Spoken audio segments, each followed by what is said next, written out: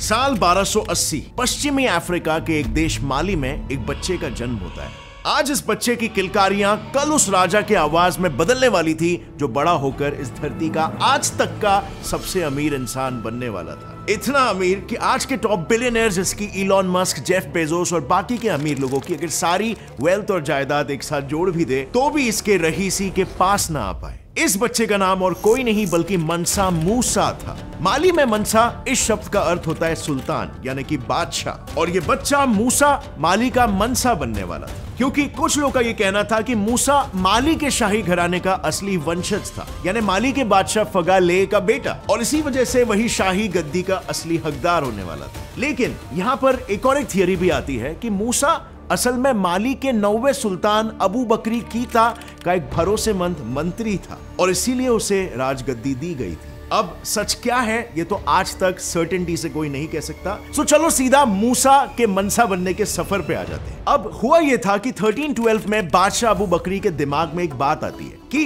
क्यों ना मेरे इस विशाल राज्य को और बढ़ाया जाए। और फिर क्या था, उन्होंने इस बात पर अमल करते 200 सैनिकों से भरी और 100 खाने पीने से भरी कश्तियों को अटलांटिक महासागर के छोर का पता लगाने भेज दिया, ताकि उस पार अगर कुछ हो तो उसके लोग उस जमीन पर भी कब्जा करके अपने साम्राज्य को और बढ़ा सकते। पर ऐसा कुछ हुआ ही नहीं। इन कश्तियों को वहां पर जाकर काफी वक्त गुजर गया था और ना ही कोई इंसान वापस आया और ना ही कोई कश्ती। 300 कश्तियां वहां पर गई थी और एक लौटकर वापस नहीं आया था। बट एक दिन अचानक से एक कश्ती उन्हें वापस से लौटते हुए दिखाई देती। उसकी हालत बहुत ही बुरी थी और उसके वापस लौट आने के बाद जब उसके कप्तान से पूछा गया कि इस हालत का जिम्मेदार कौन है, तो उनके लफ्ज से बस एक ही चीज निकली, एक भयानक समुद्री चक्र। उस चक्र ने उनकी सारी कश्तियों को, उसके अंदर मौजूद सभी लोगों को और सारे खाने पीनों को अपने अंदर एक दानव के जैसे समेट लिया और वो अकेले इकलौते जैसे तैसे भी करके बचते बचाते वहां से भाग निकले। अब ये सुनते ही सुल्तान अबू बहुत ही निराश हुए कि वो ऐसे सिचुएशन में कुछ नहीं कर पाए,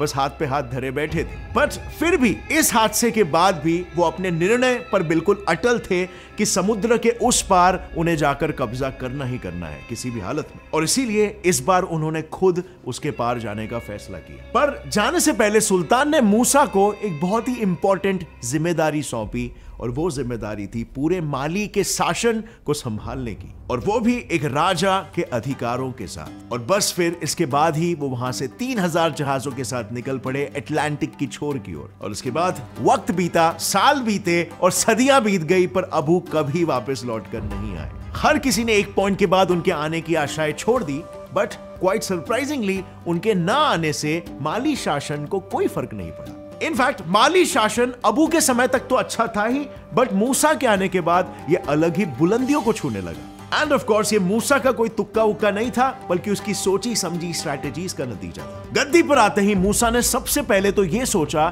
कि कैसे राज्य की आय यानी कि रेवेन्यू को बढ़ाया जा सके, और उस वक्त इस सवाल का जवाब बिल्कुल सिंपल था। 2 सबसे अहम चीजें, सोना और नमक को अपने अंदर कर लो और फिर उन्हें बेचकर पैसे आते रहेंगे। और ये करने के लिए उसने ऐसे राज्यों पर हमला करना शुरू कर दिया जिनके पास सोने और नमक की खदानें थी, जैसे कि बुम्बुक गोल्ड माइन जो तब भी सोना देती थी और आज भी सोना देती है, और इसके साथ ही इज्जिल, औलिल और तगाजा जहां से नमक निकलता है। अब जाहिर सी बात है, मिनरल्स का मिलना इज इक्वल टू पैसा, और अगर राज्य में पैसा आएगा तो ऑब्वियसली राज्य के शाही खजाने में बढ़ोतरी होगी, और शाही खजाने में बढ़ोतरी से राज्य और राजा ये दोनों भी अमीर हो जाएंगे और फलेंगे फूलेंगे। और ऐसा हुआ भी। इन सारे आक्रमणों के बाद माली साम्राज्य इतना बड़ा हुआ कि पूर्व से पश्चिम तक माली की सीमाएं अटलांटिक तट से नाइजर नदी तक और बढ़ी, और उत्तर से दक्षिण तक यही सीमाएं सब सहारा से लेकर फॉरेस्ट ऑफ इक्वेटोरियल अफ्रीका तक बढ़ गई। अब वैसे फ्रेंड्स, अगर मैं बात करूं उस वक्त की, तो तब ऐसे अमीर बनना शायद सही भी था, क्योंकि उस वक्त सभी राजा महाराजाओं की आइडियोलॉजी भी वैसी चलती थी। लेकिन आज इन 21st सेंचुरी हम ऐसा बिल्कुल भी नहीं कर सकते, क्योंकि अभी के मॉडर्नाइजेशन के चलते काफी सारी चीजें सिविलाइज्ड हो चुकी है। आज के दौर पे आपको अमीर बनने के लिए आपको कैपिटलिस्टिक किंग बनना पड़ेगा बेसिकली, यानी कि कोई ऐसा प्रोडक्ट या सर्विस सेल करो जो उनके जिंदगी में कोई पर्टिकुलर प्रॉब्लम को सॉल्व करे।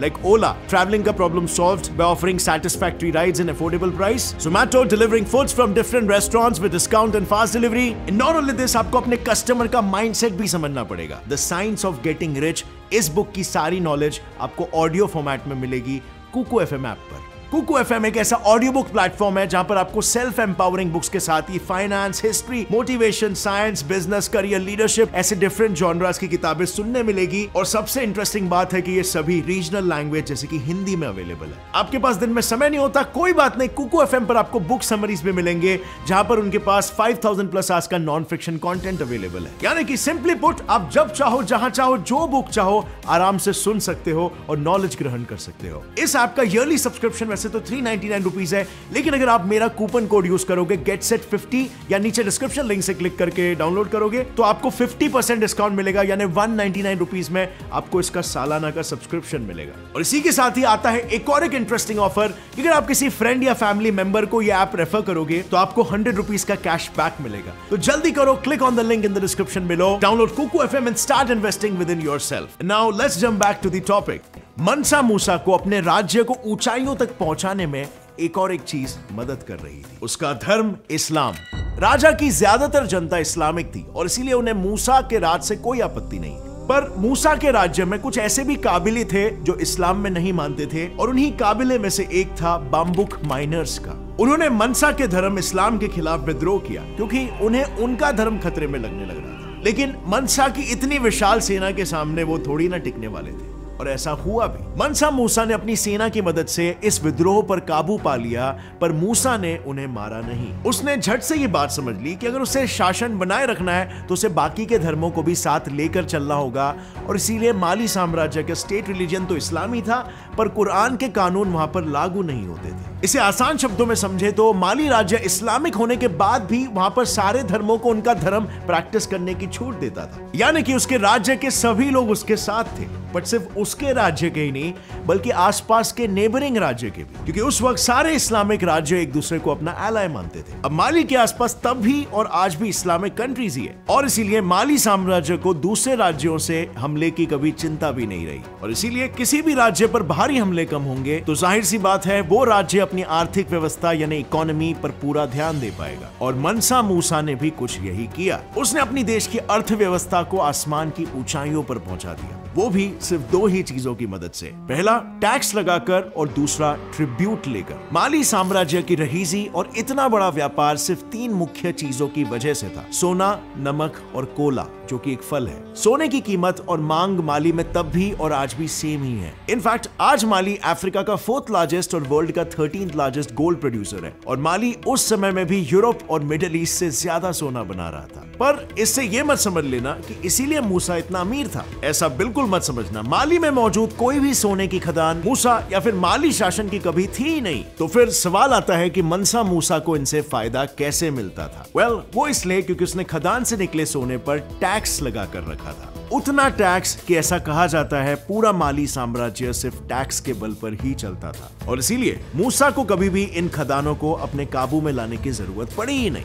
इनफैक्ट मूसा ने तो इन खदानों की लोकेशंस को भी दुनिया की नजरों से सीक्रेट रखा था। माइनर कम्युनिटीज अपना सोना सूडान के मिडिलमैन को जरूरत की चीजों के बदले बेचते, और ये सूडानी जरूरत की चीजों को बाहर के ट्रेडर्स से खरीदते, और इस तरह से किसी बाहर वालों को इन माइंस का पता ही नहीं चलता। लेकिन दूसरी ओर नमक की खदानों और कोला फल भी माली की अर्थव्यवस्था में बहुत अहम भूमिका निभा रहे थे। अब ये नमक कोई खास नमक नहीं था, ये वही रोजमर्रा के खाने में डालने वाला नमक है, पर सिर्फ खाने में नहीं, सहारा जैसे रेगिस्तान में खाने की चीजों को खराब होने से बचाने में भी ये बहुत ही काम आता था। और इसीलिए उस वक्त नमक की कीमत भी सोने से कम नहीं थी। और कोला एक ऐसा फल है जो रेगिस्तान में पानी की प्यास लगने से रोकता है, और इसी वजह से इन दोनों चीजों का व्यापार काफी ज्यादा बढ़ चढ़ रहा था। अब सिंपल सी बात है, जिन चीजों की काफी ज्यादा डिमांड होगी उन पर टैक्स भी ज्यादा लगेगा, और ऐसा था भी। इन चीजों की ट्रेड पर मूसा ने हेवी टैक्स लगाया हुआ था, और बस इसी के दम पर मनसा मूसा इतनी अमीरी में जी रहा था कि आज किसी जानकार से पूछा जाए कि उसकी वेल्थ कितनी होगी तो उसका बस एक ही जवाब होगा: इनकैलकुलेबल। वेल, इस इनकैलकुलेबल वेल्थ का नजारा मनसा मूसा के 9600 किलोमीटर्स की हज यात्रा के दौरान देखने मिला। बाकी मुसलमानों की तरह मनसा मूसा भी अपनी हज यात्रा पूरी करने साल 1324 में निकल पड़ा, पर इस यात्रा पर वो अकेले नहीं था। उसके साथ एक बहुत ही बड़ा काफिला था, इतना बड़ा कि उसके बारे में आप लोग सोच भी नहीं सकते हो। वेल, गेस करना चाहोगे? क्या लगता है आपको कितने लोग साथ होंगे?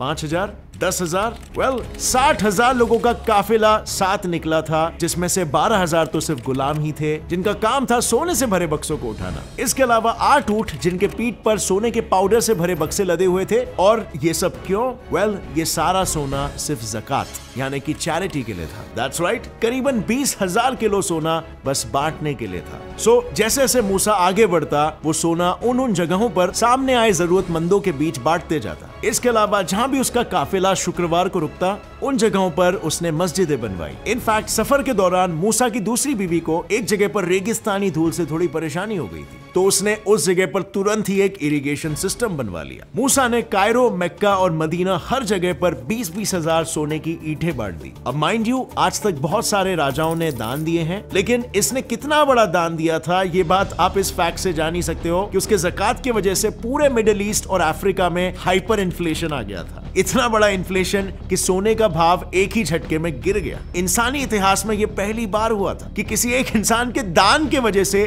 किसी रीजन में हाइपर इन्फ्लेशन आ गया हो। पर फिर उसके आगे सोने का भाव क्या हुआ इसका पता इतिहास में दर्ज नहीं है। लेकिन इतनी दानवीर हरकतों के बाद भी माली साम्राज्य ज्यादा देर तक शिखर पर टिका नहीं। मूसा के मौत के बाद ही उसके सारे मंत्रियों ने बेईमानी करना शुरू कर दिया और राज्य को अपने इन्फ्लुएंस में लेना शुरू कर दिया। और वो राज्य जिस पर मूसा ने कब्जा किया था वो सारे राज्य अपने विल से माली से अलग हो गए और इसी के साथ ही माली साम्राज्य का अंत हो गया। अब अगर देखा जाए ना तो माली साम्राज्य का राजा अच्छा, वहां के लोग खुश, राज्य का शाही खजाना भरा हुआ, किसी दूसरे राज्य का माली पर हमला करने की कोई गुंजाइश नहीं। इसी वजह से माली साम्राज्य दुनिया में इतना अमीर हो पाया। वेल, अब आप मुझे बताओ इस कहानी से आपको क्या सीखने मिलता है और हमारा देश इंडिया हिस्ट्री के इस एपिसोड से क्या चीजें इंप्लीमेंट कर सकता है। कमेंट सेक्शन में नीचे बताना। अगर ये वीडियो पसंद आया एक लाइक जरूर ठोकना।